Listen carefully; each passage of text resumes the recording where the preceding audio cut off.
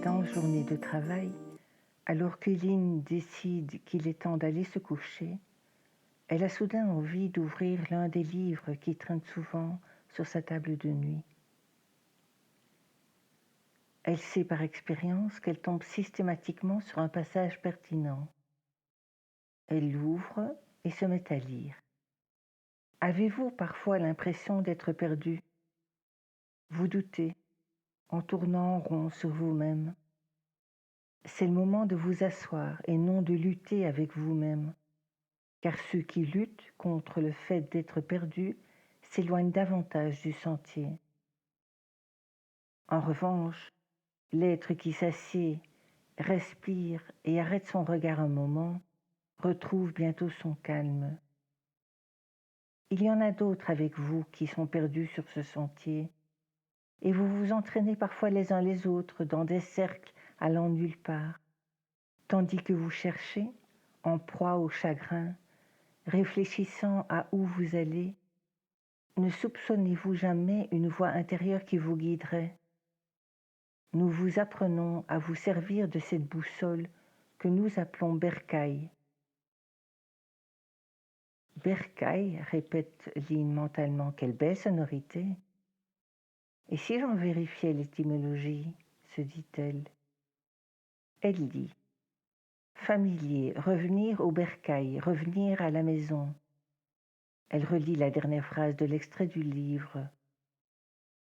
Chacun sa boussole, songe-t-elle, cédant aussitôt à l'envie de relancer une recherche étymologique.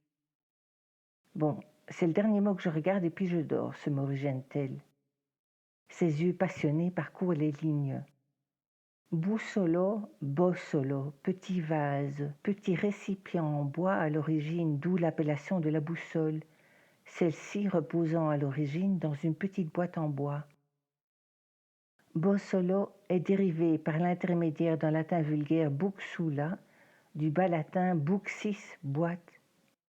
Chacun sa boîte, s'exclame Lynn, comme si elle avait fait la découverte du siècle. Cette pensée aussitôt assourdie par la voix jouette qui se met à chanter à tue-tête. Chacun sa route, chacun son destin, passe le message à ton voisin. Tu arrêterais de faire l'andouille, tu comprendrais peut-être plus vite, lui assène l'ego courroucé. Lynn n'y prête aucune attention, se délectant de sa félicité. Sa curiosité comblée, elle se recouche. À peine vient-elle d'éteindre la lumière qu'elle a une nouvelle idée, celle d'ouvrir la Bible. Ouvrir la Bible, se dit-elle ahurie. Mais dis, je ne sais même pas où je l'ai rangée, moi. Ça fait des années que je n'ai plus ouvert ma Bible, grogne-t-elle. Combien? 25 ans? Ok, je rallume et je me lève. Je vais te la chercher, la Bible, obtempère Lynn, contrariée à l'intuition qu'elle ne dormira pas beaucoup cette nuit. Aurait-elle envie de dormir pour oublier le nouveau rejet de Georges qui ne l'a pas épargné dans ses jugements accusateurs? Alors qu'elle ouvre la porte de l'armoire, déjà sidérée d'avoir ouvert la bonne case sur les 24 que comporte le meuble. En emménageant dans un minuscule appartement, elle avait eu peur de manquer d'espace de rangement et avait tapissé un mur entier d'armoires, mais du coup il lui fallait d'habitude en ouvrir 4 ou 5 et se battre avec les poussoirs qui refusaient d'assurer leur fonction de fermeture. Lynn sent les fourmis à l'œuvre sur les bras. Elle perçoit qu'elle doit prendre le livre à côté de la Bible, les 4 accords toltèques. Tout en pensée auprès de Georges, se demandant que faire de cet amour qu'elle ressent encore pour lui, elle ouvre le livre de Don Miguel Ruiz au hasard et lit le passage qui lui saute aux yeux. De même, cette personne doit aussi vous aimer tel que vous êtes, sans avoir besoin de vous changer. Si elle a le sentiment qu'elle doit vous transformer, cela signifie qu'elle ne vous aime pas vraiment. Alors pourquoi rester avec quelqu'un si vous n'êtes pas comme il ou elle le souhaite? Lynn sent le découragement l'assaillir. Sa petite voix lui dit « Allez, ne te laisse pas abattre, secoue-toi. » Il est beaucoup plus facile de dénicher quelqu'un qui soit déjà comme vous le souhaitez plutôt que de vouloir le changer, lui resserre sa mémoire du paragraphe qu'elle vient de lire. Comme chagrin d'amour, avait scandé le maître de shiatsu dans un français japonisé. Vous, pas dans présent, avait-il commenté. Pas dans présent, c'est vite dit, réplique Lynn rageuse, à la petite voix qui lui sert un mix de souvenirs de sa relation avec Georges. À tous les coups, c'est pareil. Sa mémoire s'ingénie à lui resservir les moments de bonheur qu'ils ont partagés. Elle n'en peut plus des montagnes russes de la relation pourtant. Eh oh, tu ne dépoussiérerais pas un peu les pampilles là-haut, intervient l'orang-outan intégré, désireux de ramener un peu de lumière dans le cerveau assombri. Tu as raison, répond Lynn, qui lui sait gré de l'empêcher de prendre une décision qu'elle est certaine de regretter une fois la frustration gérée, la colère passée, l'injustice digérée. As-tu seulement conscience de ta chance de partager la découverte de la méditation, de la contemplation, de la pleine conscience avec ton conjoint? Combien de couples peuvent-ils en dire autant?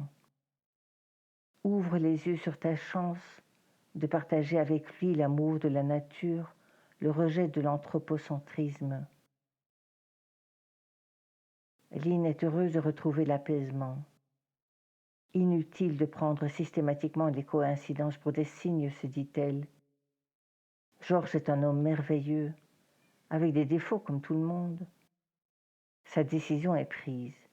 Elle l'accueillera avec un amour plus serein et plus déterminé que jamais s'il manifeste son désir de la retrouver. Tout à sa rêverie, elle est surprise de la pensée suivante.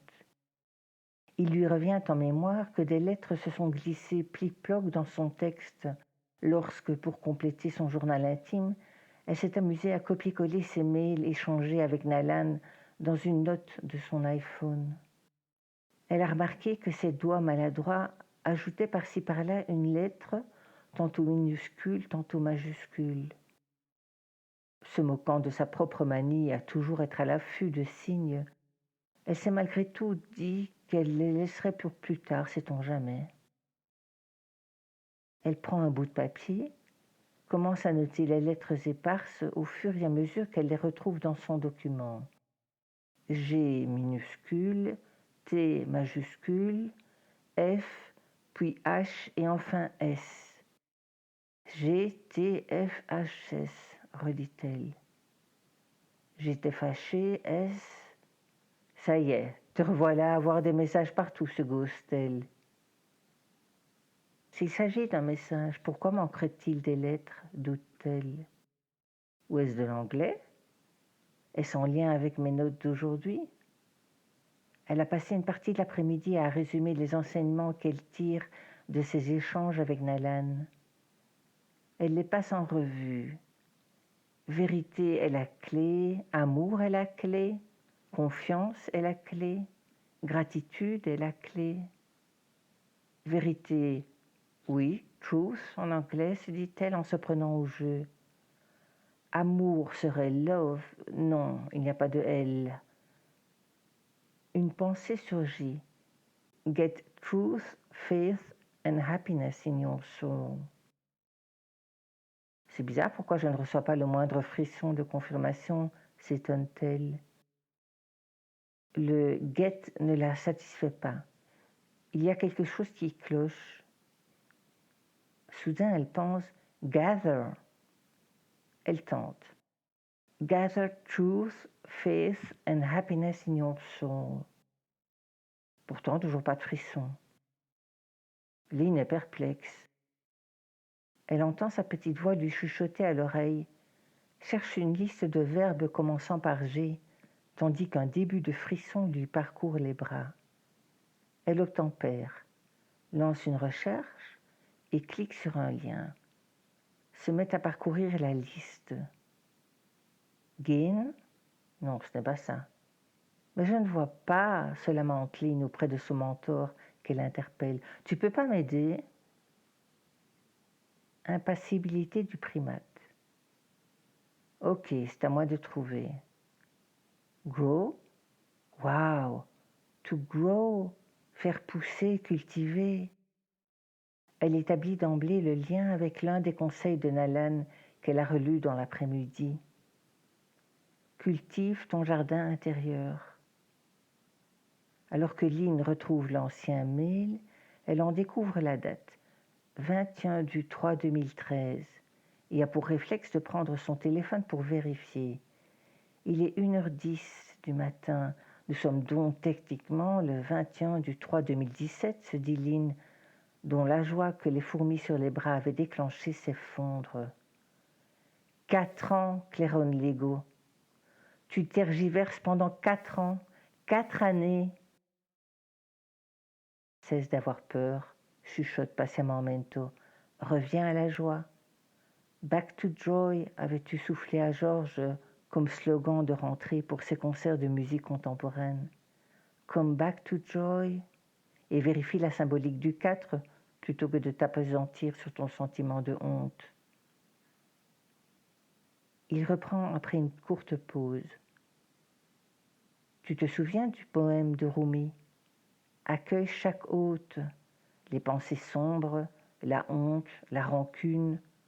Sois dans la gratitude pour quiconque arrive, car il pourrait laisser la place à une joie nouvelle. Tandis qu'elle veut passer au symbolisme du chiffre 4, une pensée lui vient. Demande à Nalan quelle est la signification du 4. Elle lui envoie un bref mail et décide malgré tout de jeter un rapide coup d'œil sur Internet. 4, c'est la terre, le tangible, dit-elle.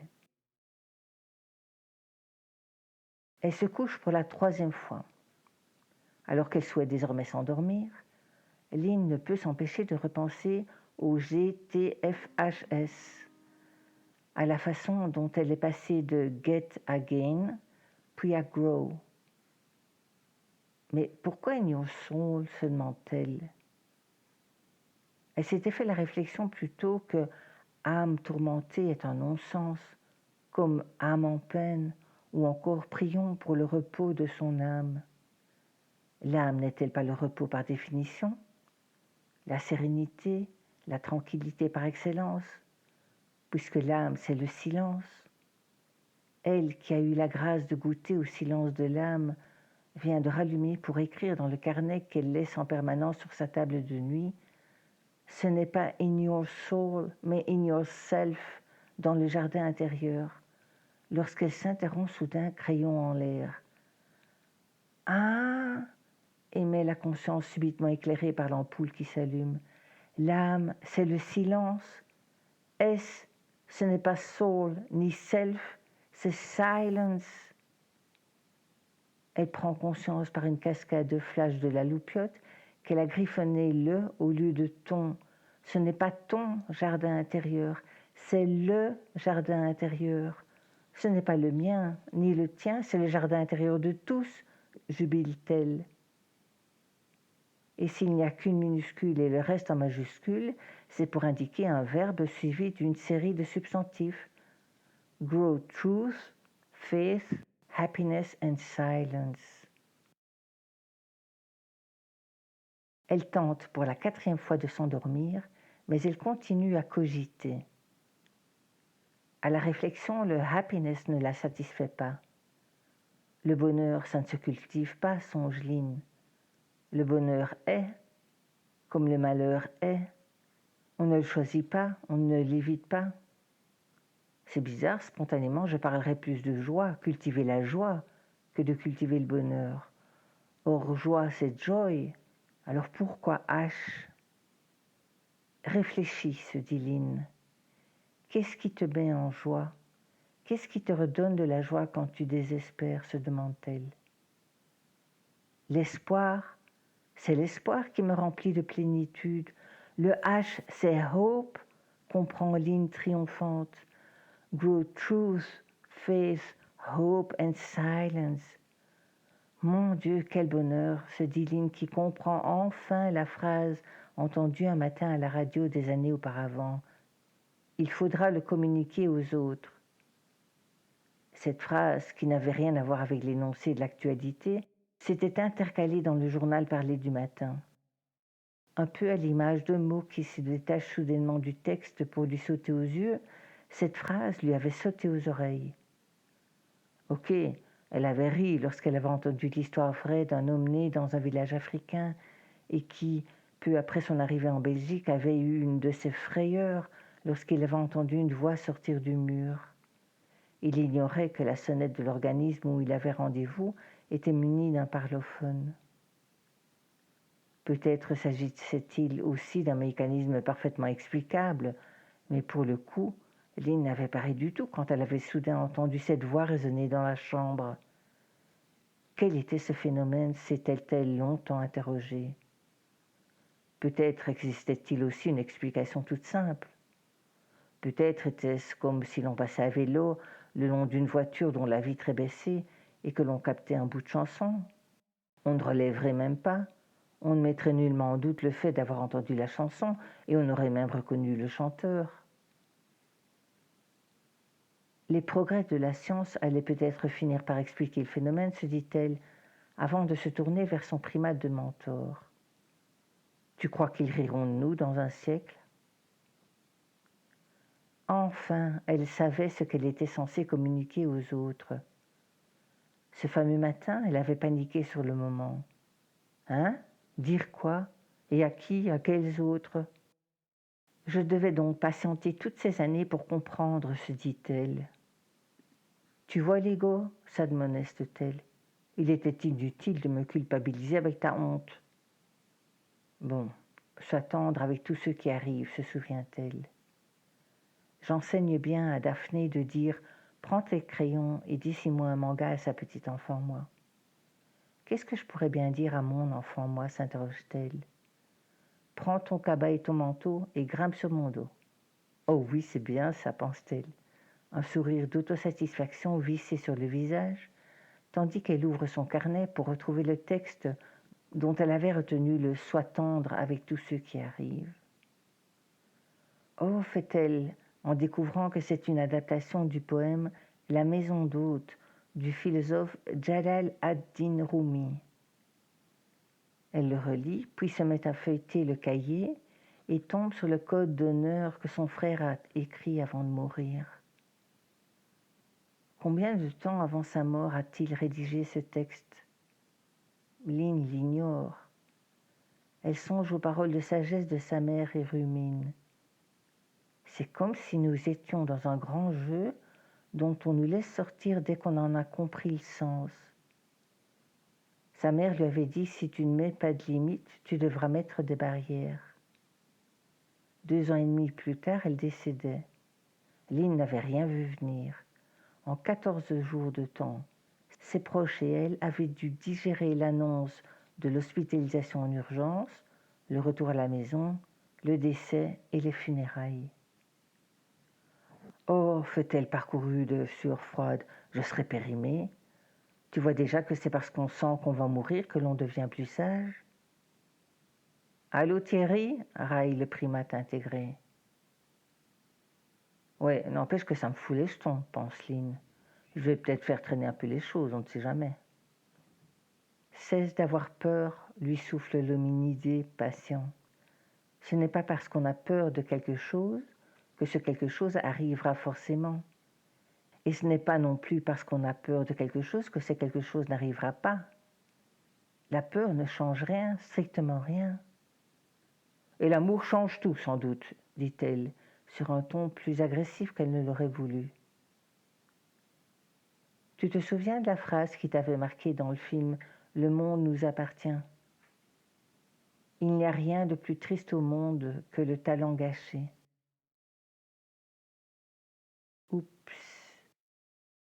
Allez, petit, prends ton cabas et ton manteau et grimpe sur mon dos. Alors qu'une part d'elle se dit qu'elle finira bien par fermer l'œil à un moment ou un autre, Lynn poursuit ses réflexions. Elle repense à la maxime « La parole a été donnée à l'homme pour déguiser sa pensée ». Si les animaux se passent de la parole, c'est parce qu'ils sont vrais, songe Lynn. Et si nous nous inspirions de leur intelligence, de leur ingéniosité, de leur sagesse, Comment se fait-il que nous ne le fassions pas plus? Ils doivent être très nombreux pourtant, les exemples de mimétisme animal-homme. Animal-homme, animal-homme, jongle-t-elle. Elle se relève pour se précipiter sur le dictionnaire. Anima, du latin animare, animer, de anima, principe vital, âme. Animer, donner la vie, donner l'apparence de la vie, lit-elle à voix haute. Eh bien, tu vois, lui souffle Mento aux anges. Oh, ça va le primate. Primate, c'est quoi l'étymologie de primate? Et dire que j'avais cru que la méditation allait diminuer le flot des pensées, soupire Lynn, qui lance une nouvelle recherche. Empruntée au latin savant de Linné, qu'il utilisa pour désigner un ordre de mammifères supérieurs, comprenant l'homme, les singes, les lémuriens et les pauvres souris, comme disait ma petite Daphné de 4 ans. Nous sommes des primates, répète Lynn abasourdie. Donc nous savons que nous ne sommes pas supérieurs aux animaux. Nous sommes juste les plus grands prédateurs, les plus destructeurs. Petit sourire du singe. Oh, ce que tu m'agaces avec ton sourire sagace, lui dit Lynn. Tétard. Quoi tétard? Tétard. Ah, tu es tard. Tétard toi-même d'abord, se dit Lynn, tout en se recouchant. On a dit chacun son rythme. On n'en a qu'une de boîte crânienne. Chacun gère ses synapses comme il peut. Chacun sa route, chacun son chemin, se met à chanter le primate. T'arrêtes de chanter à tue-tête dans mon crâne? Au fond, pourquoi à tue-tête? S'interroge-t-elle soudain. Because music in the soul can be heard by the universe, c'est de Lao Tse-tu, déclame l'hominidé. Parce que l'univers entend la musique de l'âme. Mais pourquoi tue-tête? Oh, tu me fatigues le cerveau, laisse-moi dormir, s'irrite Lynn, que ce brassage de pensées épuise. Ces ménages ne l'entendent pas de cette oreille pour autant. Elle est repartie pour un petit tour d'essoreuse. Apparence de la vie. Et si la mort était l'apparence de la vie? Petit sourire du singe impassible. Quoi? L'apparence du verbe apparaître, monologue Lynn. Mais non, ce serait plutôt apparition. Apparaître la vie apparaître. Oui, ça c'est pas faux. Nous sommes nombreux à passer notre vie à paraître. Une vie apparaître et puis apparaît la vie. Mais dis, si c'est pour passer sa vie à paraître, pour qu'enfin apparaisse la vie à la mort, c'est pour se jeter tous dans des tripes suicidaires. C'est dangereux comme pensée, ça. Jones, sors de ce corps. Alors qu'elle prend conscience que cela fait 4 heures qu'elle cogite, Lynn se souvient soudain. La Bible? J'avais commencé par là. J'ai oublié d'ouvrir la Bible, se dit-elle, dépitée. Et rebelote. Elle est bonne pour allumer et se relever pour aller prendre le livre. Elle lit une phrase au hasard qui ne l'interpelle pas outre mesure, la majorité de ses neurones étant déjà couchés. Elle se contente de la noter sur la feuille de brouillon qu'elle comptait ajouter le lendemain dans son journal et se recouche. Et s'endort enfin, ivre de fatigue. Quelques heures plus tard, Lynn s'installe dès son réveil à son ordinateur pour dicter ses trouvailles de la nuit à son journal intime. Il prit une grande pierre qu'il dressa, dit-elle, lorsqu'elle s'arrête incapable de se relire. Qu'est-ce que c'est que ce scraboucha, se demande-t-elle. On aurait dit un chiffre mélangé à une lettre. Elle laisse l'interrogation de côté pour dicter la fin de la phrase. Sous le chêne dans le sanctuaire du Seigneur. C'est étrange, s'interroge Lynn. Pourquoi j'aurais gribouillé une lettre et un chiffre alors que la phrase paraît complète? Elle redit une nouvelle fois la phrase couchée sur le papier. Il prit une grande pierre qu'il dressa sous le chêne dans le sanctuaire du Seigneur. Elle relève la tête de ses notes et découvre que le système de reconnaissance vocale s'en est mêlé. Sans que tu erres, a écrit l'ordinateur. Oh my God, se dit Lynn, on tourne en rond. Sanctuaire, sans que tu erres. Vite, le dictionnaire. Sanctuaire, lieu secret. Séjour, lieu privilégié. Lieu d'asile, réserve d'animaux. Lieu sacré. Ben oui, se dit Lynn en plein dans le mille. Mais où? Je ne demande pas mieux que de trouver le sanctuaire. Mais où est-ce? Elle revient au mot illisible et se concentre. C'est sûrement important ce que j'ai griffonné là. Le franc tombe. Là, le mot qu'elle cherchait, c'est là. Elle se précipite sur la Bible, retrouve le livre de Josué pour relire la phrase. Le mot manquant est bien là. Là, la réponse est là, répète-t-elle en boucle sur différents tons. Elle se remémore la tête qu'elle avait tirée quand Yurek lui avait tendu sa boucle d'oreille sur la paume de sa main. Le sanctuaire, il est là, il est juste là sous nos yeux, ici et maintenant, ici sur terre tant qu'on y est. Lynn se dit, oh mince, tout y est. Peut-être avons-nous à changer notre regard sur les animaux, pense-t-elle. Nous devrions respecter les animaux comme des êtres sacrés plutôt que de les exterminer. Dire que j'ai réussi à imaginer que les animaux puissent se liguer contre les humains, alors qu'il n'y a que les humains qui débloquent, se dit-elle. Les animaux sont des Bouddhas en puissance, l'incarnation de la pleine conscience du moment présent. Et si nous étendions le concept de la vache sacrée à tous les autres, ce serait cool.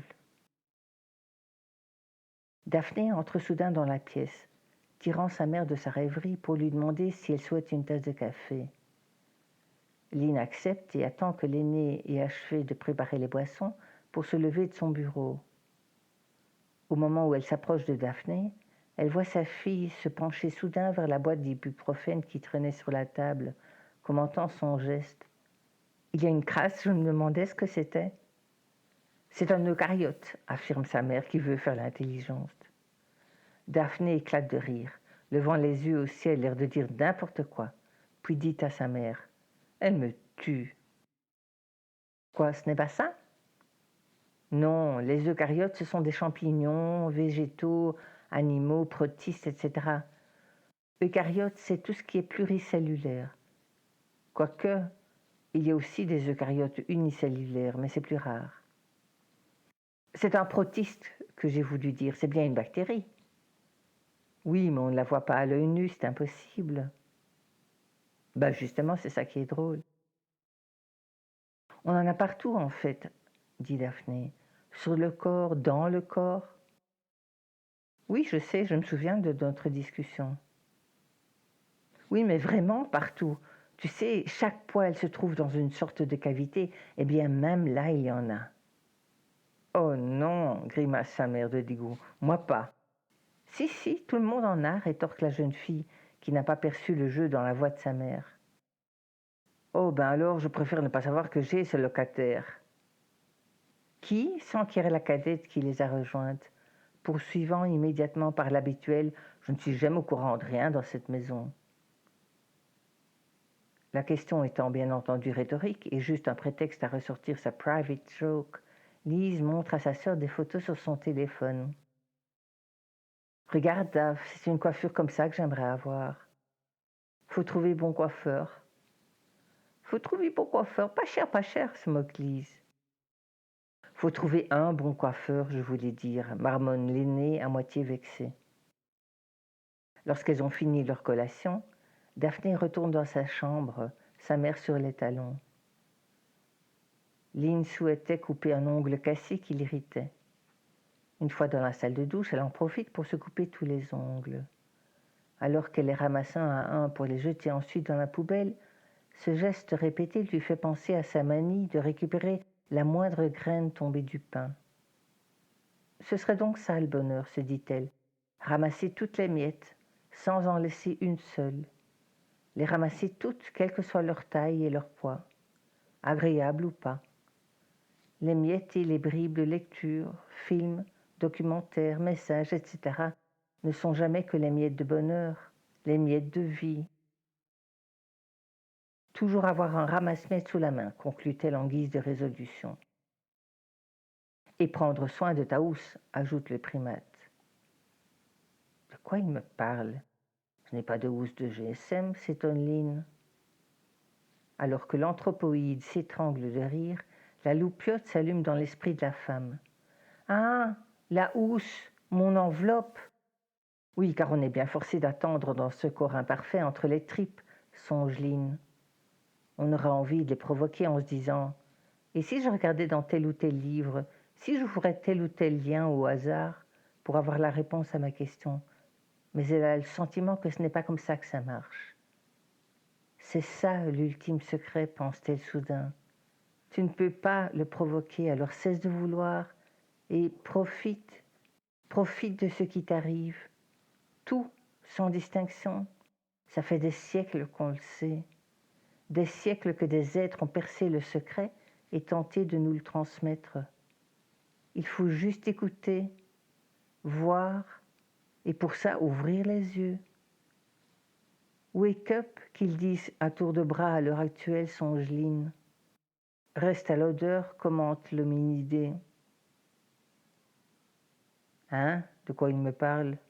Soit à l'odeur, soit à la vision. Ah, tu joues avec les mots. Petit sourire du singe. Lynn achève sa phrase, pour me faire sentir qu'au fond, ça n'a rien de drôle. C'est même presque irritant. Presque? Bon, ok, ajoute-t-il, voyant la moue quinaud de Lynn. Ça m'amuse aussi la plupart du temps. Je disais donc, sois à l'écoute, sois à la sensation, sois à l'empathie, sois à 100% présent dans tout ce que tu vis par tes 6 sens. L'empathie, tu as raison, la télépathie, l'intuition prétendument féminine, ce 6e sens est peut-être tout simplement l'empathie. Et l'empathie est le langage universel que les animaux utilisent pour communiquer entre eux. Nous sommes en retard sur les plantes et les animaux. Eux attendent patiemment que les humains se secouent et comprennent ce qu'eux ont compris depuis la nuit des temps. Elle se revoit à trouiller toutes ces années pour ce qu'elle prenait pour des phénomènes paranormaux et qui n'étaient peut-être en réalité que la perception d'émotions. Comme la chatte qui percevait l'émotion du chien, qui se sentait abandonné derrière la porte du bureau ou joyeux à l'idée de manger un étage en dessous. Lynn avait peut-être tout simplement perçu la colère des automobilistes bloqués avant elle par l'obstacle non signalé à oui, la tristesse de la famille et des collègues de l'homme soudainement décédé, en raison de quoi la fameuse réunion avait été annulée. Poursuivant son introspection, Lynn songe soudain à son frère. Enfant, il était jalousé par la fratrie. Il était l'enfant sage de la famille, le préféré de leur mère. Adulte, lorsque les autres enfants abordaient le sujet avec leur mère, elle se défendait. « Que voulais-tu que je fasse? Il était sage. Je n'allais pas le punir en même temps que les autres, tout de même. » Lynn songe, admirative, que Thierry avait compris l'essentiel à 12 ans. Il pouvait pêcher pendant des heures. Il s'asseyait sur un bac de bois renversé, bottes en caoutchouc aux pieds, protégé du soleil d'été par un parapluie extra large qu'il avait déployé en guise de parasol. Et il attendait, paisible, que le poisson morde à l'hameçon, s'abîmant dans la contemplation du béton. Car il n'y avait ni eau, ni appât, ni poisson. Ne ça gênait pas. Il avait déjà compris que le bonheur est aussi dans l'attente. Lynn repense au sujet qui la passionne. Comment l'homme peut-il se croire aussi intelligent et être aussi con à la fois? Pendant tant de temps, avoir autant d'animaux sous les yeux et ne pas les voir comme des êtres égaux aux humains. Elle a emmené ses filles voir le film récemment sorti, Beauty and the Beast. En sortant de la séance, elle s'est interrogée une nouvelle fois. Comment est-il possible que des milliers de spectateurs puissent rire, attendris, en regardant un tabouret de piano jappé, gambader, attirer l'attention d'une garde-robe et d'un clavecin, en imaginant sans l'ombre d'une hésitation un toutou joyeux, et qu'il soit difficile pour ces mêmes esprits intelligents de concevoir qu'un singe, un chien, une vache, un être vivant soit animé d'une conscience joyeuse, excitée, affairée, sensée. Comment est-il possible que ces mêmes spectateurs rentrent ensuite chacun chez soi pour en mettre tranquillement un au four ou sur le grill pour le consommer? Elle repense à la vision de son aînée quand elle avait 4 ans. La petite était venue lui raconter le film qu'elle avait vu à la télé. Il s'agissait d'un enfant malade qui s'était fait opérer, et Daphné de commenter: ils ont ouvert son ventre et ont retiré la viande. La viande. Et si l'on avait tout simplement perdu la conscience de qui nous consommons quotidiennement? Les scorpions et les rats se mangent entre eux, avait appris Daphné au cours de bio. Et si c'était précisément le sentiment que ressentaient les petits humains filmés le jour où ils prenaient pour la première fois conscience de qui ils mangent, tandis que jusque-là ils avaient mangé confiants ce que leurs parents leur servaient comme viande? Puisque tout se trouve en quelques clics, Lynn a soudain l'idée de chercher si quelqu'un sait quel est le goût de la chair humaine. Elle pose la question à Siri et lit, prise de nausées croissantes au fur et à mesure qu'elle découvre l'article de Brian Palmer. Quel est le goût de la chair humaine? Celui du veau. En 1931, dans son livre Jungle Ways, l'aventurier et journaliste William Buller Seabrook donna au monde la description la plus détaillée du goût de la chair humaine. Selon Seabrook, crue, la viande d'humain ressemble au bœuf, mais en un peu moins rouge et avec un gras jaune clair. Grillée, la viande tourne au gris comme l'agneau ou le veau, et son odeur rappelle celle du bœuf cuit. Et niveau goût, Seabrook écrit: c'était si proche d'une bonne tranche de veau qu'à mon sens, aucune personne dotée d'un palais ordinaire et d'une sensibilité normale n'aurait pu faire la différence. Lynn est sidérée, dégoûtée et sidérée. L'industrialisation de l'abattage nous a tellement éloignés des êtres vivants, songe-t-elle. Tout à coup, la pratique évoquée dans de plus en plus de films ou livres consistant à remercier l'animal pour son sacrifice avant de le consommer paraît moins ridicule aux yeux de Lynn. Si elle comprend la nécessité pour certains, elle songe aux Inuits, de trouver les protéines indispensables à leur survie dans la consommation d'animaux, elle se dit qu'elle a le choix. Elle peut choisir de réduire désormais sa consommation de viande et de produits laitiers qu'elle avait reprise après avoir appris le taux élevé de suicide parmi les agriculteurs. À elle de prendre ses responsabilités et de choisir méticuleusement l'origine des produits d'origine animale, tenter de privilégier les petits producteurs locaux, ceux qui aiment et respectent leurs bêtes. Elle poursuit sa réflexion. Les guerres, les religions, les guerres de religion, tout ça existe aussi depuis la nuit des temps. Le yin, le yang, ce n'est pas ce qui compte. A-t-on encore besoin de religion à partir du moment où on comprend comment ça marche, les ondes? Ils riront de nous dans un siècle, tu crois? Demande-t-elle à son orang-outan. Et dire qu'on finance les religions, pense Lynn, au lieu de soutenir les associations dédiées à la protection et à la préservation de la nature. Et si, comme la maman orang-outan ou la maman grenouille font confiance à leurs petits, nous faisions confiance à nos enfants, à nos jeunes, en les guidant, mais surtout en les laissant juger, décider en âme et conscience de ce qui est bon pour eux, choisir que prendre et que laisser, ou que prendre pour le modifier? En tout cas, conclut-elle, si un nouveau-né peut grimper en pleine confiance sur le dos de sa maman qui l'encourage, alors c'est que vraiment tout est possible. Tout est vraiment un miracle. Vraiment, de vérité. Oui, on sait, cesse de t'agiter le cerveau.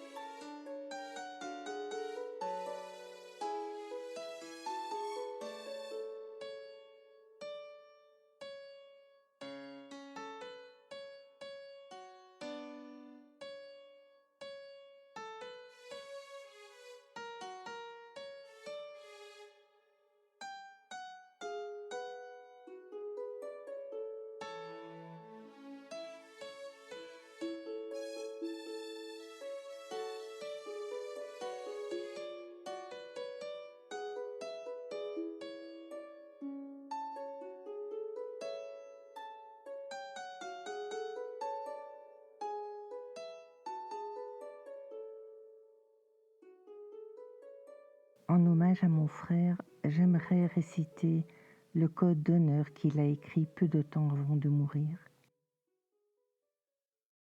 J'aimerais tant être un homme d'honneur, pouvoir me regarder en face en étant sûr de n'avoir rien à me reprocher. Et arrivé au seuil de ma vie, je pourrais m'en rendre à Dieu le cœur léger, la conscience sereine. Toute ma vie, j'aurais aidé ceux qui en avaient besoin. J'aurais aidé l'amour à régner sur terre, grâce à un code d'honneur qui se résume en 4 principes indissociables de la sincérité. Respect, honnêteté, solidarité, partage. Si ces 4 règles sont effectivement ancrées au plus profond du cœur des hommes, si elles deviennent instinctives, nous aurons peut-être une chance d'entamer la longue route qui mène à l'amour. Les hommes ont les moyens de faire de la vie sur terre un paradis, de faire de la terre le berceau de l'amour. L'amour est le trait d'union entre la réflexion et la nature. Michel Van Lintot, plus connu sous le nom de Manu, ou encore Mishka pour les intimes.